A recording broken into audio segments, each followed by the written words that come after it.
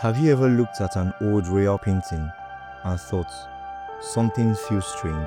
The jaw too long, the lips too thick, the face full of pride yet distorted. Well, that face wasn't an artist's mistake. It was the mark of a dynasty that was passed down from king to king, generation to generation, ruled half the world and destroyed itself in the process.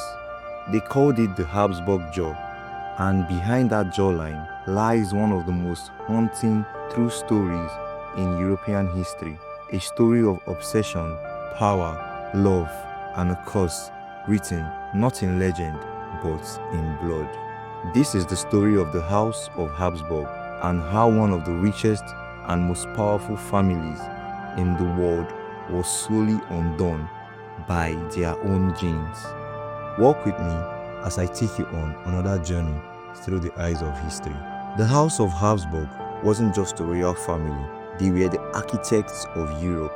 From the 13th to the 18th century, they controlled everything: Austria, Spain, the Holy Roman Empire, parts of Italy, the Netherlands, and even lands across the Atlantic, not by war, but by a strategy that was deep in their bloodline.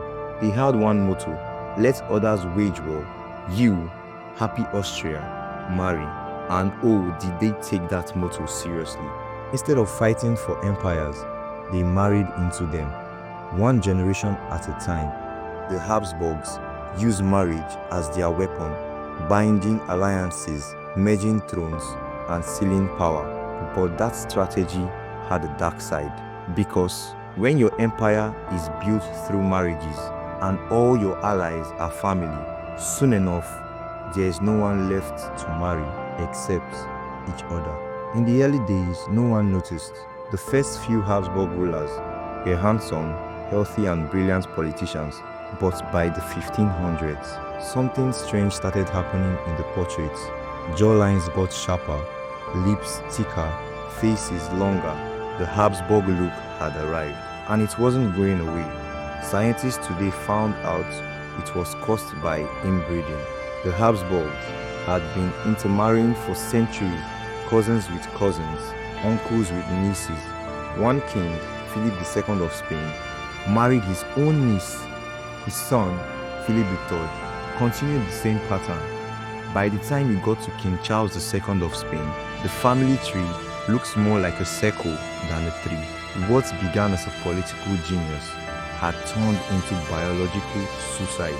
Every new royal child carried the same features and the same silent weaknesses growing in their blood. And nature, as always, had the final say. 1661, in Madrid, a new king was born, Charles II, the last male heir of the Spanish Habsburg bloodline. His birth was celebrated across Europe. After all, this was the boy who would inherit an empire that stretched across continents. But inside the royal chambers, silence. The midwives lifted him, looked at themselves and knew something wasn't right. His head was large, his body frail, his face asymmetrical. His jaw protruded so far that he couldn't chew properly. His tongue was so swollen that speaking was almost impossible. Doctors wrote that his body would almost be unable to sustain life, and yet, somehow, he survived. They called him El Hechizado, the bewitched, because his deformities were so extreme, people thought he'd been caused by witches. Some called it divine punishment, but no one dared to say the truth out loud. But the real cause was far older than witchcraft. It was written into the Habsburg bloodline itself. King Charles II's reign was a tragedy from start to finish.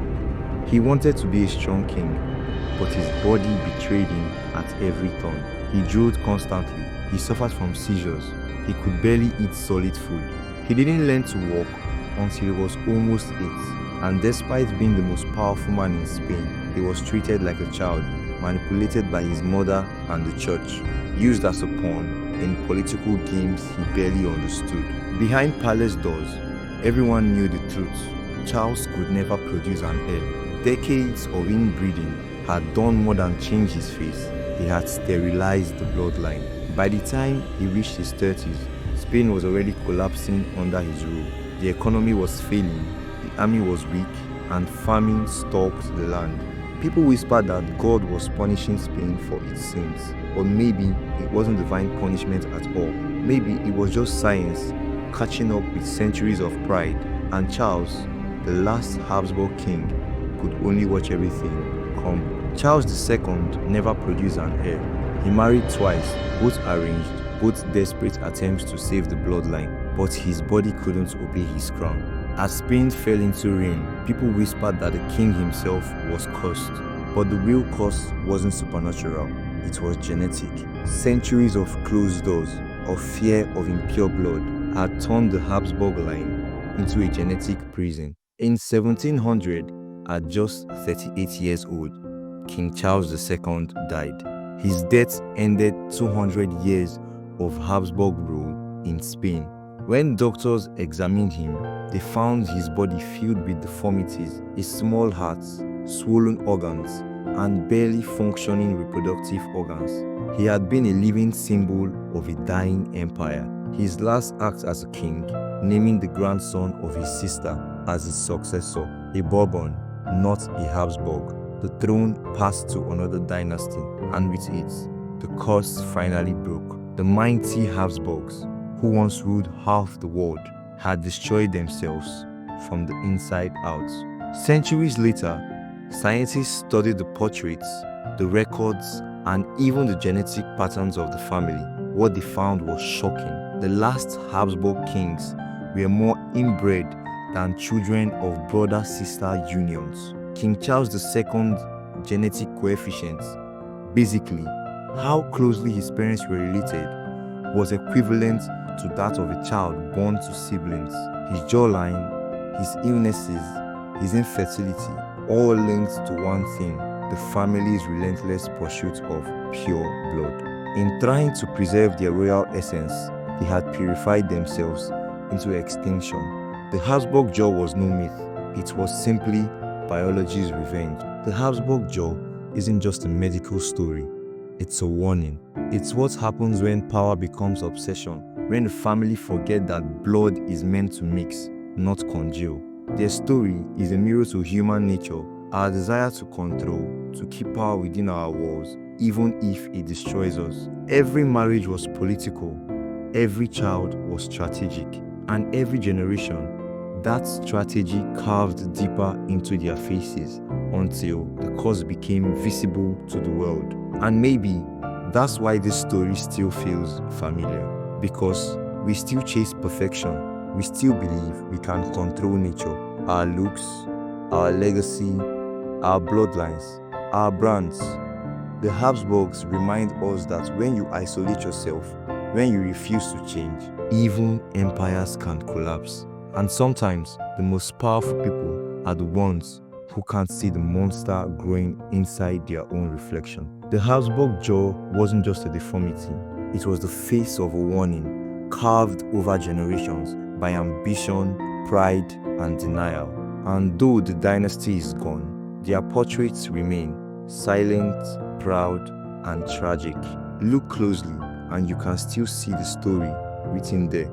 A story not of kings and crowns, but of what happens when humans believe they can rewrite nature itself. Because in the end, power fades, beauty fades, but blood remembers. Thank you guys for watching. Do well to leave a comment, like, subscribe, and walk with me again through the eyes of history.